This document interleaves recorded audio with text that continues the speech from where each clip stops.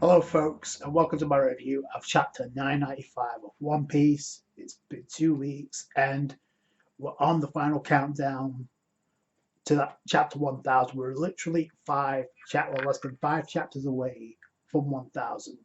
This chapter was great on a character standpoint for Nami. So I will give it that. So there's no telling what we're going to get by chapter 1000 or even before. But we got Oda with the cover request, fan request. I think it's a fan request. Luffy studying with an owl and a bunch of looks like a bunch of raccoons. But I'm curious what the next cover story is going to be since we're over the Capone Chiffon Lola cover story. So that should be fun to find out. We'll dive right into the battle, but we don't go to Kaido and the Scabbards. Instead, we go to a battle between Marco and Big Mom. And this, I thought there was going to be some sort of a confrontation, but this surprised the fuck out of me. And it just goes to show you don't underestimate Marco because he tanked a hit from Big Mom.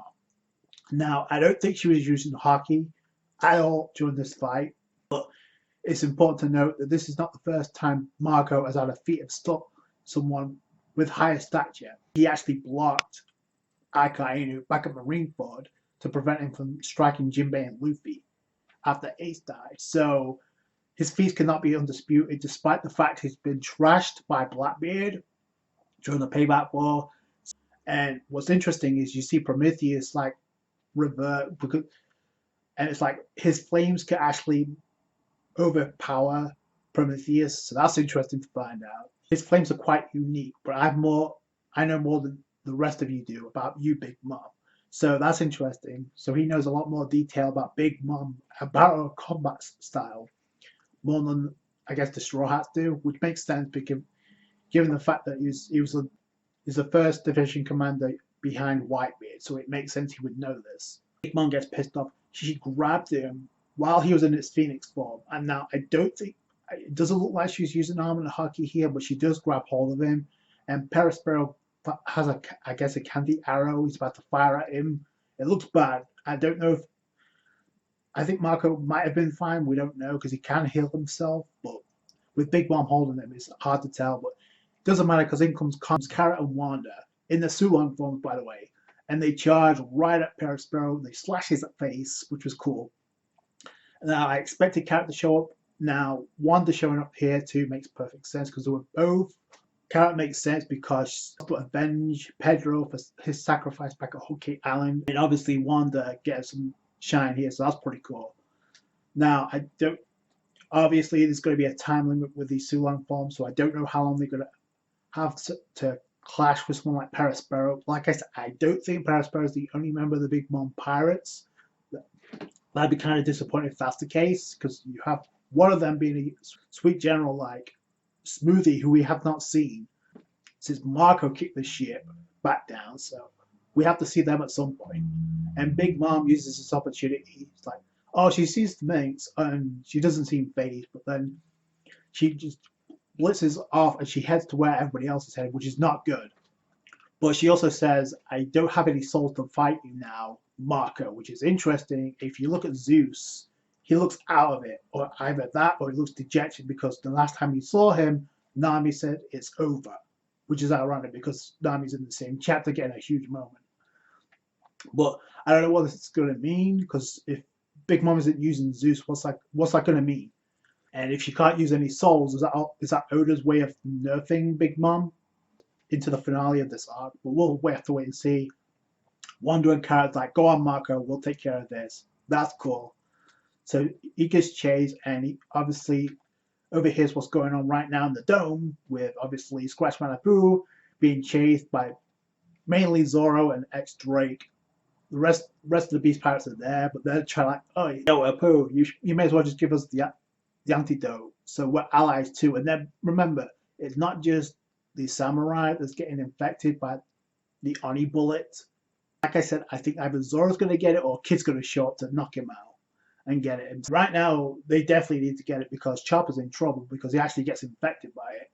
Brook, we find out he got touched, but it doesn't affect him because he has no organs. So it makes sense. He's pretty much skeleton. When Chopper does that, oh, you're nothing but a skeleton. You don't have organs, so you're fine.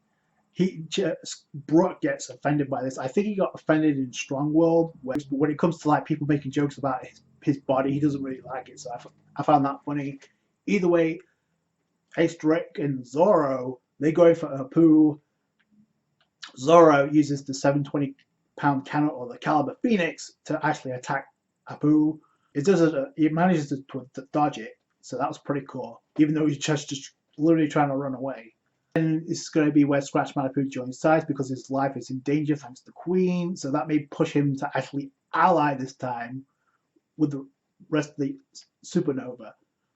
Zoro and X-Drake come in. They attack Scratch Apu. He does block it, I think, with a nightstick, but and it's hard to tell if he's using arm and hockey on that or not. But it doesn't matter because they do nail him, but if he blocks it, which is, I mean, shout out to him for that. But it just fling him back, and then it cuts the Queen, and he's looking at the battle posters of Zoro and Sanji, and man's like, oh, so he's Wano or Zoro, right? That it's best to crush the second best fighter and the third best fighter, but obviously the thing that's going to catch people's attention is the fact, oh, who thought that Brat would be this judge's son is part of this crew, and he's looking at the when he posted of Sanji. Obviously, the alert signals are going off. We knew this from the get-go. Like, Queen was going to be paired up with Sanji. Zoro was going to be paired up with King. And I think this is just as much clarification as we've ever seen about that. So we're going to see what Queen does. And again, with those bullets he has, that could be a problem. Then we go over to, in my opinion, the best part of the chapter, from a character standpoint. For Nami, this was great. So we have Usopp trying to attack Ulti. We find out that Nami gets taken down off screen, which is kind of disappointing, but I'm not too disappointed by that, and I'll tell you why in a minute. But so Usopp uses instant kill Green Star to try to attack Ulti. It grabbed a hold of her, but it does absolutely nothing because it comes page 1, and page 1 pretty much says you can gut yourself out of that situation, but Ulti being Ulti. Usopp looks dead excited when he realizes, oh, I got her. But then after page 1 cuts in, it's like, oh shit. So it doesn't work. So he tries to use bamboo javelin. So shout out to Usopp because he could have ran, but he didn't because Nami was down, and if he ran, Nami would have been pretty much finished. But Ulti comes in with a skull cannon, headbutts Usopp, and you can see an X-ray of his skull being cracked. So that's not good for Usopp. And we've seen Usopp tank a lot more. So when push comes to shove, he will go the extra mile. And so will Nami in this chapter. And this chapter proved it.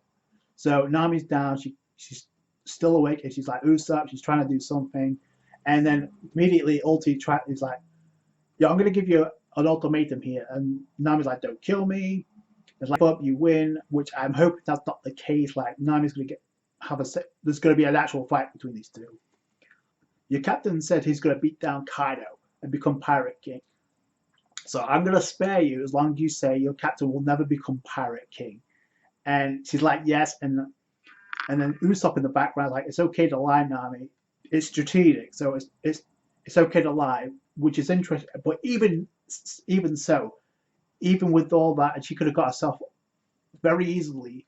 She's like, Luffy, yes, Luffy will become King of the Pirates, and she's crying. She's not yelling it like on the top of her lungs. She's saying it casually, like while she's tearing up. That's genuine. That's about as genuine as you can get. She's not lying.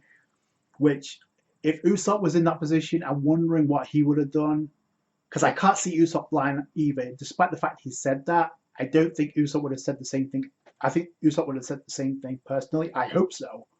What makes this moment so special for Nami and her character is not the fact that a Straw Hat is claiming that Luffy's going to become King of the Pirates, because we've seen and heard that multiple times throughout the series. Like, this is not the first time. At least most of the Straw Hats have said it at least once, with the exception of 2. But what makes this moment so impactful is the fact that, number one, Nami is the only Straw Hat outside of Zoro to say this statement more than once. Twice. Zoro said it after he lost to Mihawk. I'm never going to lose again. Is that alright with you, King of the Pirates? And Luffy says, yep, that's okay. And then later on he would say the same thing to Kuma. Luffy is the man who will become King of the Pirates. And Nami says, she said it first back on Whole Cake Island during he will become king of the pirates. But what makes this moment so epic is the fact, well, first off, Nami is one of the few original Straw Hats to join the crew, so that has more weight. The other factor to take consideration here is the fact that Nami is one of the members of the weakest trio of the Straw Hats. Now, obviously, that makes this moment so more impactful. It's the fact that it's not coming from one of the stronger members of the Straw Hats. Like, I don't think any other member of the Straw Hats would have a problem saying the same thing that Nami said, but the fact it's coming from her and the tone that she's saying it, the fact that she's not yelling it, she's crying while she's saying it, while she's saying Luffy is going to become king of the pirates in that moment, it makes it so much more impactful that it's coming from Nami.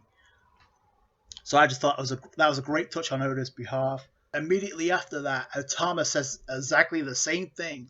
Like, Luffy is going to become king of the pirates, oh Nami. So it's not just Nami that says it. We've seen allies say it as well. But this is great on Nami's behalf for a character. And Ulti is about to attack, but out of nowhere, but in comes Kabukicho. Out of nowhere, the Rain Dog, and then we find out that Otama's there. And she's actually saved Nami. It's him. He definitely will. Oh, Nami. So there you go. So Otama believes he'll become king of the pirates as well. So the two females to actually get the straw hat handed to them by Luffy is on the same scene. So that's pretty cool. A couple of things, like from a narrative standpoint, it makes sense for Otama to be here because obviously Otama was one of the few people that Luffy promised to, hey, don't get comfortable with just eating red bean soup because by the time we leave Wano, it's going to be the norm for you. I'm going to make this the norm for you. After defeating Kaido and after we scram, you're going to have to get to eat every day. So don't worry about it. Otama. So it makes sense for her to be here. The problem is she has a broken ability that can manipulate zone-type devil fruit users. We've seen this with Speed. Do you remember the headliner that went so far as to protect Otama from Kaido and survived? So from a plot device standpoint, this is not good. Because there's two problems with this. Number one, I hope that Ulti does not get switched by Otama's ability. So I hope that's not what happens. I hope Nami actually defeats Ulti by getting pushed to the limit. That's what I want to see with all the Straw Hats, not just Nami. I'm pretty sure page 1 is still up, right? So he can actually help. He may also attack her. This may push Nami to actually step up and Usopp to do something to step up because Nami she has a soft spot when it comes to children, so she might actually try to protect Otama. Now she's here, so I hope that's what happens. I hope it's not the case where Ulti gets manipulated, so she switched sides, because that'd be just plot device heavy. At this stage of the game, I like Ulti's personality, so it'd be kind of an injustice. I kind of want to see Nami actually get the win. It's going to be interesting to see whether or not she actually gets Zeus back. I mentioned that for a reason. Like, Zeus was not a non-factor during Big Mom's clash with Marco, so there has to be a reason for it. Nami actually do step up and actually defeat these two. Whether it's a team up or whether it's 1v1, I don't care, as long as they get the chance to shine in a full-scale fight. But Otama being here, like I said, from a narrative standpoint, it makes total sense. And actually, it's actually foreshadowed in the current opening we have for Wano Act 2 in the anime. If you look at the final scene of the opening, it is an apple falling down. So I thought that was strange, but then it made sense. But like I said, her ability could be problematic from a plot device standpoint. So let me know what you guys think down below. I thought that, obviously, props to Nami and props to Oda for stepping up a character. Otama showed up to help out Nami. I see absolutely no reason why Hiyori can't show up. Not only show up on the battlefield, but also show up with the Amino Habikiri like I've been pushing for. It makes total sense. It's not just the meat wounded Kaido, it's the Amino Habikiri. It's supposed to be for Momonosuke, but it makes sense if she brings it. Now, I don't know who's going to use it, if it's going to be Zoro or somebody else, but she has to play a role at some point. So, because Otama showed up, if Otama sees the downfall of Kaido, so does Hiyori. She has to be there. This chapter was This chapter was also great for Nami fans. Let me know what your thoughts are in the comments below. That's going to do it for today, guys. Thanks so much for watching. Like the review if you did. Hit that thumbs up. Appreciate that. Helps out the channel. Subscribe to for more One Piece. Catch you guys later. Thanks, guys. Bye.